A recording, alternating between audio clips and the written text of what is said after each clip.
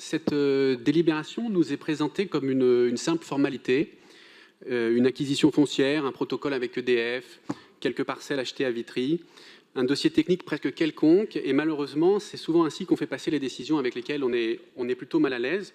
Alors regardons dans le détail ce qu'on nous demande de voter.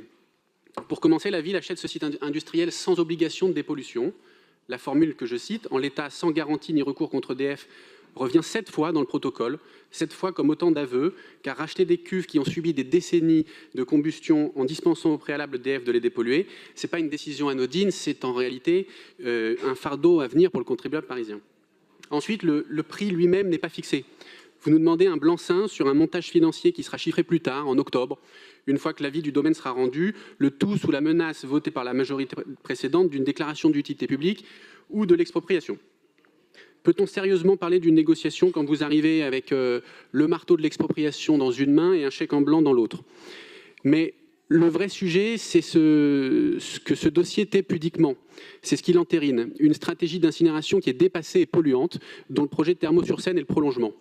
Et là, chers collègues, il faut confronter vos discours avec la réalité. Comment pouvez-vous parler de transition écologique alors que 8000 logements sortent de terre juste devant ce site pollué?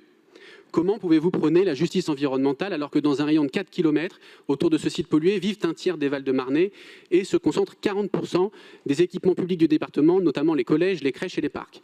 Un département dont le président lui-même, Olivier Capitagno, est opposé au projet. Comment pouvez-vous prétendre également à une solidarité territoriale alors que vous prévoyez de faire respirer aux uns l'incinération des déchets des autres?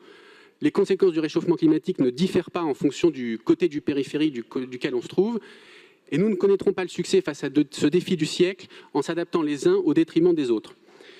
D'autant qu'il ne nous est absolument pas proposé d'alternative crédible à l'incinération, alors que techniquement, chauffer sans brûler, c'est tout à fait possible. Et l'ironie de la situation, c'est que c'est le Val-de-Marne qui est le premier producteur français de chaleur par géothermie. De toute évidence, cette acquisition n'est pas une nécessité technique, c'est un choix politique qui est contraire à l'ambition climatique des Parisiennes et des Parisiens. Et donc c'est la raison pour laquelle nous voterons contre cette délibération. Je vous remercie.